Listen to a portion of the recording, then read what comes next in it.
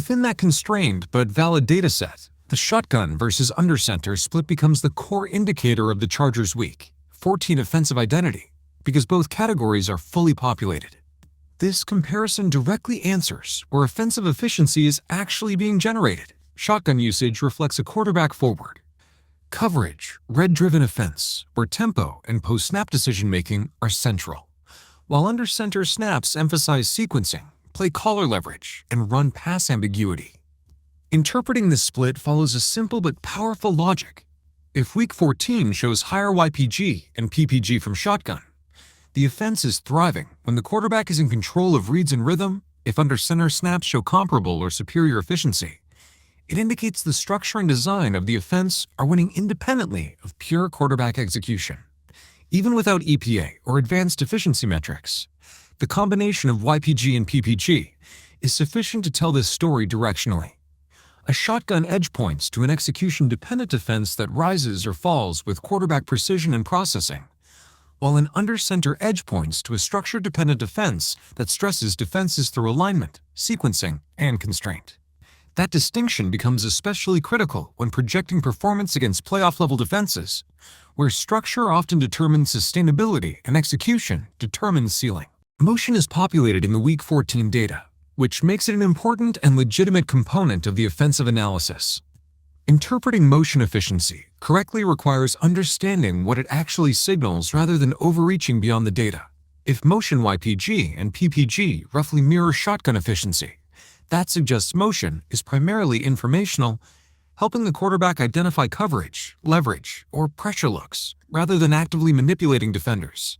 If motion were to clearly outperform the baseline, it would indicate that motion is forcing defensive errors and creating structural advantages on its own.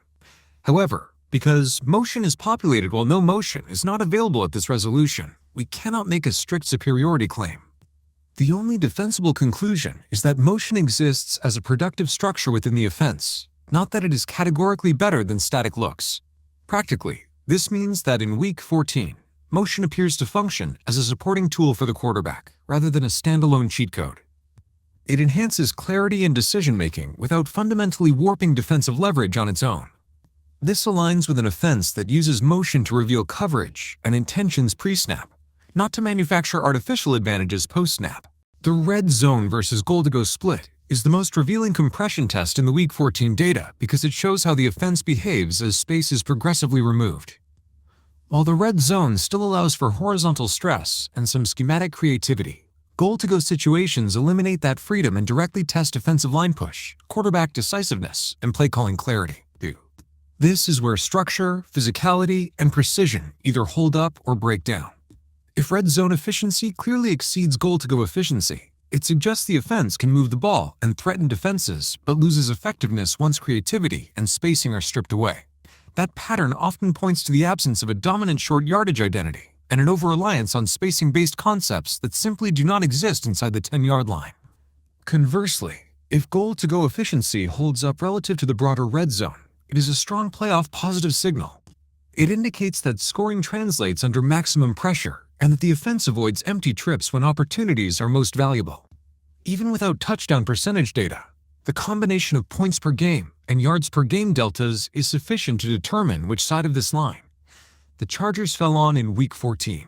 The relative performance between red zone and goal-to-go tells us whether the offense compresses successfully or leaks efficiency when space disappears. The absence of populated play action and empty set splits in this view is itself meaningful and should not be ignored.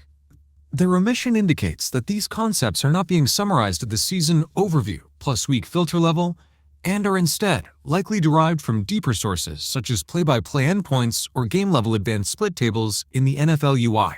In other words, this is not missing data due to failure or underuse, but a limitation of how this endpoint aggregates information. Analytically, this tells us that Week 14 Chargers' offensive efficiency, as captured here, is being driven primarily by alignment and situational context rather than illusion-based concepts like play action or empty formations. The measurable production is coming from where the offense lines up and when it operates, not from deception layered on top. That reinforces a consistent theme across the splits. This offense succeeds through execution and structural clarity, not through sleight of hand or manufactured confusion. The Playcaller help, question can be answered precisely using the Week 14 profile.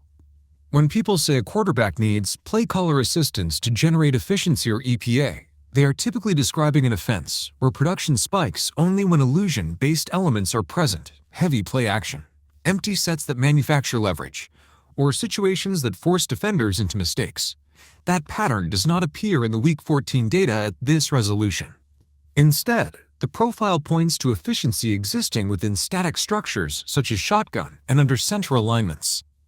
Motion contributes as a supportive element, but it is not carrying the offense, and the true stress point shows up in goal to go situations where space is compressed and execution must be exact. The translation is straightforward. This is a quarterback execution-driven offense, not one being propped up by scheme-driven deception. That is not a flaw in itself, but it does have implications for the offensive ceiling when facing elite, disciplined playoff defenses that are less prone to being manipulated by design alone. Week 14 confirms a Chargers offense built around quarterback execution within clearly defined structures. Shotgun and under center formations function as the primary engines of efficiency, while motion operates mainly as a diagnostic tool that helps clarify coverage rather than as a true constraint weapon that distorts defensive leverage. Production in the red zone does not automatically translate to dominance in goal-to-go situations, indicating that scoring efficiency tightens as space collapses and the margin for error shrinks. The absence of play action and empty set leverage at this level further reinforces that offensive success is driven more by execution than by schematic manipulation, resulting in a profile that can win consistently but becomes increasingly sensitive to defensive quality, particularly against elite opponents. The shotgun execution trend captures how much of the offense's efficiency is being driven directly by the quarterback rather than by schematic disguise. This delta measures quarterback-driven production, comfort operating without illusion-based elements, and the ability to generate offense independent of defensive mistakes. When shotgun efficiency increases from Week 13 to Week 14, it signals improvement in quarterback processing, timing, and overall command, while also suggesting the offense is becoming more resilient to coverage disguise. A decrease, on the other hand, points to defensive adjustment, rising protection stress, or growing predictability within the structure. Structurally, if shotgun efficiency outpaces under center efficiency in both weeks and continues to improve week over week, it indicates that the Chargers are leaning more heavily into quarterback execution as the primary offensive engine. That shift typically raises the weekly floor by making production more repeatable, but it can also cap the postseason ceiling against elite defenses that are better equipped to challenge execution without being schematically manipulated. The under-center leverage trend measures how effectively the playcaller is creating advantage through sequencing, run-pass ambiguity, and structural pressure rather than relying on pure quarterback execution. This delta reflects the extent to which efficiency is being generated by design, how well early down calls set up later success, and whether defenses are being forced to hesitate or misfit. If under-center efficiency improves from Week 13 to Week 14, it suggests stronger early down sequencing and a playcaller who is regaining leverage over defensive responses. If the trend is flat or declining, under-center snaps risk becoming largely cosmetic, with defenses no longer stressed by illusion or threatened by constraint. The key diagnostic is the relationship to shotgun performance. When under-center efficiency improves relative to shotgun, that is a healthier offensive signal than raw yardage gains alone, because it indicates the offense is winning structurally, and not just through quarterback-driven execution. The motion trend is best understood as a test of function versus cosmetics, not simply whether motion is being used. The key question is whether motion is actively creating advantage or merely revealing information to the quarterback. A positive motion delta indicates that motion is constraining defenders, stressing communication, and generating real leverage before the snap. If motion efficiency remains flat while shotgun efficiency rises, it suggests that motion is primarily informational, with the quarterback still responsible for doing the heavy lifting post-snap. An important nuance is that, because no motion data is unavailable at this resolution, motion cannot be evaluated in isolation. It must be interpreted relative to baseline formations such as shotgun and under center. The comparison tells us whether motion is adding value beyond the core structure, or simply riding along with improvements driven elsewhere in the offense. The red zone trend measures the offense's ability to convert drives into points and to sequence plays effectively under moderate spatial compression. It captures whether possessions that move the ball are actually being rewarded on the scoreboard rather than stalling short of payoff. When red zone efficiency improves, it typically reflects cleaner sequencing, sharper decision-making, and fewer wasted possessions. If the trend is flat or declining, it suggests that while drives may still exist, finishing remains inconsistent and points are being left on the field. This is the area where offensive efficiency most often misleads analysts who focus only on total yardage. Yardage can accumulate between the 20s, but red zone performance determines whether that movement translates into sustainable scoring and ultimately into wins. Goal-to-go efficiency is the most important split because it functions as a true playoff signal. These situations are fully space-collapsed, defenses are maximally prepared, and success is almost entirely execution-driven. When goal-to-go efficiency improves from week 13 to week 14, it indicates that the offensive identity is solidifying and that there is growing trust in both the quarterback and the offensive line to execute under maximum pressure. Regression, however, suggests that red zone success is fragile and that the offense still requires space to function properly. The hard truth is that teams which fail to improve goal-to-go efficiency as the season progresses rarely survive against playoff-caliber defenses, where space and schematic generosity disappear. Reading the full picture requires looking at how these trends combine rather than evaluating any single split in isolation. The best case trajectory is one in which shotgun efficiency is stable or rising. Under center efficiency improves, motion efficiency increases, red zone performance trends upward, and goal-to-go efficiency also improves. That pattern signals an offense that is diversifying its methods of winning rather than narrowing them. The risk trajectory looks very different. Shotgun efficiency rises, while under center efficiency declines, motion remains flat, red zone performance stagnates, and goal-to-go efficiency drops. That combination points to an offense becoming increasingly quarterback-dependent and structurally compressible, which is a meaningful warning sign as defensive quality rises.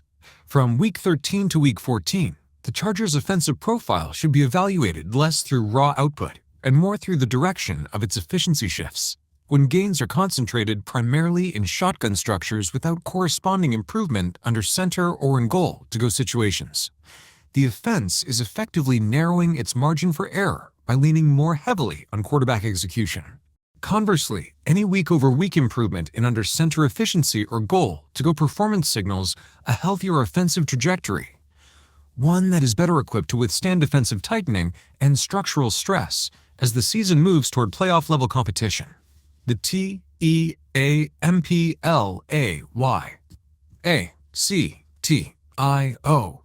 versus TEAMPLAYACTION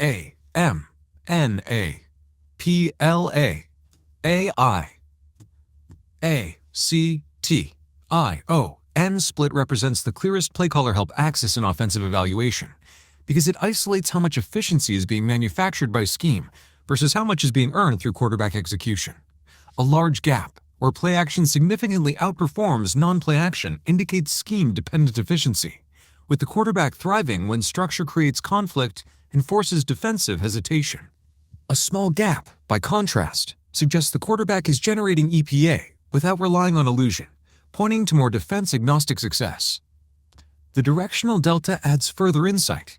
A rising play-action delta late in the season often means the coordinator is leaning into protection and insulation, using illusion to stabilize efficiency. A falling delta suggests defenses are sitting on tendencies and no longer being stressed by play-action looks. In practical terms, if Justin Herbert's EPA were to collapse without play-action, that would indicate play-caller leverage rather than quarterback decline, a distinction that matters when diagnosing responsibility and projecting sustainability. The TEAMMOTION versus TEAMNOMOTION split is designed to measure how much advantage the offense is gaining through defensive identification and whether receivers are winning before the snap or after it. At its core, this axis tells you if success is coming from clarity and diagnosis or from players winning within coverage rules. When motion-heavy looks drive efficiency, it suggests the offense needs pre-snap information to function optimally and is winning by diagnosis rather than isolation. When no motion efficiency holds up, it points to receivers beating coverage rules on their own and a quarterback confident in leverage throws without needing confirmation. The directional delta is especially telling late in the season A sudden drop in motion-related EPA often signals that defenses are disguising more effectively, while gains from motion indicate the coordinator is adapting and finding new ways to stress communication and assignments. The T, E, A, M, R, E, D, Z, O, N, E, and T, E, A, M, N, E, O, A, L, T, O, G, O splits are analytically distinct and should never be treated as interchangeable. Red zone performance is driven largely by play design and spacing, route sequencing, and quarterback decisiveness under moderate compression. Goal-to-go situations, by contrast, strip away that space and test physical dominance, box advantage, and the credibility of the run-pass threat. Each split is measuring a different form of offensive competence. When red zone efficiency is strong, but goal-to-go efficiency is weak, it indicates an offense that wins in space but struggles when forced into tight boxes and condensed leverage. When the opposite occurs, goal-to-go efficiency is strong, while red zone efficiency lags. It points to a more physical team that can impose itself near the goal line, but lacks sequencing or creativity earlier in the red zone. The late-season delta provides critical insight. Improvement in goal-to-go efficiency suggests growing offensive line cohesion and increased play-caller trust, while a dip in red zone efficiency often means defenses have caught up through scouting and are anticipating concepts more effectively. Interpreting the output correctly requires understanding what different forms of dependency are actually telling you about the offense. High play-action dependency means quarterback efficiency is tied to illusion, with play design creating conflict for defenders rather than the quarterback consistently winning on pure dropbacks. That can be effective, but it also implies less dominance when defenses are disciplined and prepared to eliminate schematic advantage. High motion dependency indicates the quarterback relies on pre-snap clarity to operate at peak efficiency. The offense is winning through diagnosis and rhythm, which can be very efficient week to week, but it becomes harder to sustain against elite defenses that disguise well and communicate cleanly. Finally, high shotgun volatility reflects a quarterback whose performance is sensitive to coverage plans. That profile carries explosive upside when looks are favorable, but it also means defensive counters and game planning matter greatly in determining weekly outcomes. This framework gives you defensible language that accurately reflects what the data is and is not saying. You can now credibly state that Herbert's EPA is structurally supported rather than fragile, with motion acting as an amplifier of efficiency rather than its source. You can also support the claim that the Chargers rely on play action to stabilize efficiency on early downs when sequencing and leverage matter most.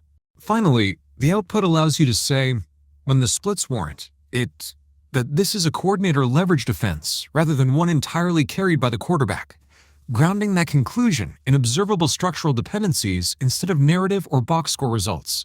Motion functions as a meaningful amplifier of efficiency within the Chargers' offensive structure, but it is not a mandatory component for baseline success.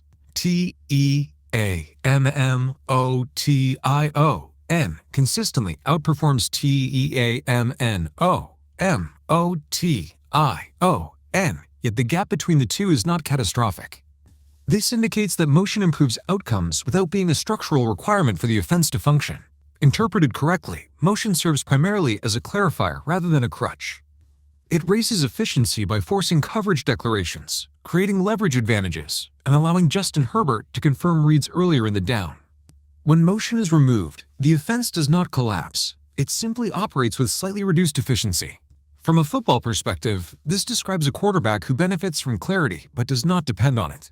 Motion accelerates decision speed and sharpens execution, but it does not replace the quarterback's ability to process and win post-snap. Play action functions as a multiplier within the Chargers' offense rather than a lifeline. The difference between TEAMPLAY, OETION, and TEAMNNNOPLTAACTION is noticeable, but it is not absolute, which is an important distinction. Efficiency improves with play action, yet the offense remains recognizable and functional without it. Interpreted properly, play action is being used in a healthy, disciplined way to stabilize early downs, protect against aggressive fronts, and slow second-level defenders without becoming the sole driver of production. From a football standpoint, this reflects sound play calling dependency. The coordinator is actively helping the quarterback by shaping advantageous situations, but the quarterback is not being hidden or propped up by illusion-based design. Red zone performance represents one of the primary stress points for the Chargers offense. Team red zone efficiency remains solid overall, but it shows more volatility than open field splits, which signals that success in this area is heavily dependent on sequencing rather than raw talent.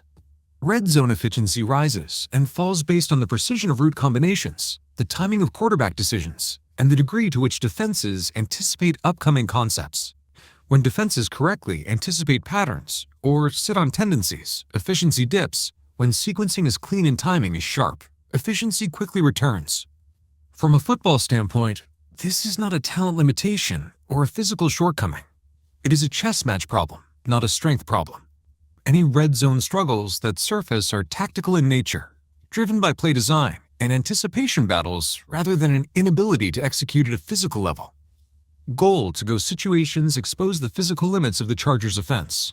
Team goal-to-go is functional but not dominant, indicating that while the offense can execute in tight, compressed spaces, it does not consistently overwhelm defenses.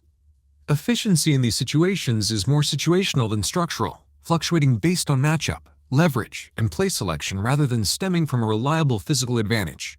From a football perspective, the offense can score from the 5-yard line, but it does not impose its will. This is the area where offensive line push, box advantage, and personnel groupings matter most, and where the Chargers profile as adequate rather than imposing. That distinction becomes critical against elite defenses that thrive in short yardage scenarios. A hidden strength of this offense emerges when examining stability and volatility across splits. The most important takeaway from the delta analysis is that volatility is concentrated rather than global. Shotgun efficiency is stable week to week, motion remains moderately stable, play-action performance is situational, and red zone and goal-to-go efficiency are volatile but explainable. Interpreted correctly, this means efficiency changes are localized to specific contexts rather than systemic across the entire offense. From a football standpoint, the Chargers do not lose their offensive identity from week to week. Instead, they adjust and are countered by defenses in a normal NFL equilibrium. The core question you asked, what it actually means to need Playcaller help for EPA gains, can be answered precisely using this data. Needing Playcaller help does not mean the quarterback collapses without structure. It means efficiency improves faster than it deteriorates when structure is added or removed. That is exactly the pattern shown here. Play action, motion, and shotgun all raise EPA, while removing them lowers efficiency without destroying it. The quarterback continues to produce, just at a lower ceiling. Translated cleanly, this is a leveraged defense rather than a carried one. The coordinator raises both the floor and the ceiling. The quarterback supplies baseline competence, and efficiency is engineered rather than accidental. The final verdict on the Chargers' offense is clear and internally consistent. It is structurally sound, quarterback compatible, and coordinator enhanced, and stable in its identity, while remaining context sensitive in scoring areas. Just as importantly, it is not fragile, not gimmick-driven, not dependent on unsustainable variance, and not reliant on pure quarterback improvisation. If distilled into a single sentence, this is an offense that wins when structure and quarterback competence overlap. And it does so consistently. 1. Become less predictable. Within shotgun, not less shotgun. Shotgun is already a strength, but playoff defenses don't try to stop it outright. They shape it. What elite defenses do? Disguise late while holding leverage. Force Herbert to confirm post-snap, not pre-snap. Sit on favorite spacing concept stick. Choice, glance, shallow cross. What must improve? Post-snap answers, not new formations. More built-in counters. Sit, burst, shallow, pivot, glance, seam replace. Route conversions that trigger after leverage declares. Timing variance. Occasional late developing concepts to disrupt defensive rhythm. Protection flexibility. Hot answers that punish simulated pressure without abandoning depth. Bottom line. Shotgun must become harder to sit on, not less central. 2. Reclaim under center as a weapon, not a costume. Playoff defenses sniff out fake ambiguity fast. If under center snaps don't force hesitation, they lose value. What's missing? Too many under center plays resolve too cleanly for defenses. Linebackers aren't consistently conflicted after the snap. What needs to change? Harder run-pass conflicts. Same backfield action, different route geometry. Identical first steps, opposite second-level stress. Delayed punishment. Not just is it run or pass, but But who gets punished for committing? Sequencing over volume. Fewer concepts, reused deliberately across drives and games. Bottom line. Under center must extract a cost from defensive certainty. 3. Motion must create stress, not just information. Your data is clear. Motion helps, but playoff defenses communicate through it. What elite defenses do? Pass off motion cleanly. Use motion to bait throws rather than concede leverage. What must improve? Late motion. Force communication at the snap, not before it. Motion with consequence. Motion that changes fit responsibility, not just coverage ID. False tells. Motion that looks like information but leads to post-snap traps. Bottom line. Motion must disrupt communication, not just clarify reads. 4. Red zone. Win the anticipation battle. Red zone struggles aren't about talent, they're about scouting equilibrium. What playoff defenses do? Sit on Chargers' favorite red zone concepts. Force Herbert to throw where they expect, not where they vacate. What needs to improve? Counter sequencing. Show a concept twice, break tendency the third time. Receiver-driven solutions, more option routes and leverage reads inside the 20. Faster no illusion answers. One read throws with predefined leverage rules. Bottom line. Red zone success must come from beating expectation, not perfect execution alone. 5. Goal to go. Add one reliable physical answer. This is the true playoff separator, and your analysis is dead on functional. Aim posing. What playoff defenses do? Shrink space. Eliminate illusion. Force the offense to declare how it plans to score. What must improve? You don't need dominance everywhere. You need one answer defensive sphere. Options. A credible downhill run that forces heavy boxes. Play action counteroff that's been repped all year. A condensed set pass concept Herbert can throw blind on leverage. Bottom line. Goal to go doesn't need variety. It needs inevitability. 6. Reduce dependency clustering. The biggest playoff risk in your data isn't any single dependency. It's too many stacking together in the same situations. Danger pattern. Shotgun. Motion flat. Under center. Goal to go. That profile becomes compressible against elite opponents. What must change? Win some downs without motion. Win some scores without play action. Win some goal to go plays without spacing. Bottom line. Playoff offenses don't eliminate dependencies. They distribute them. Final synthesis, the truth. To be better versus playoff defenses, the Chargers must. 1. Make shotgun harder to defend post-snap. 2. Restore under center snaps as leverage tools, not decorations. 3. Use motion to disrupt communication, not just identify coverage. 4. Out-anticipate defenses in the red zone. 5. Establish one unavoidable goal-to-go solution. 6. Avoid stacking too many dependencies in the same situations. The key sentence. The Chargers don't need to be more creative. They need to be more punishing when defenses are right.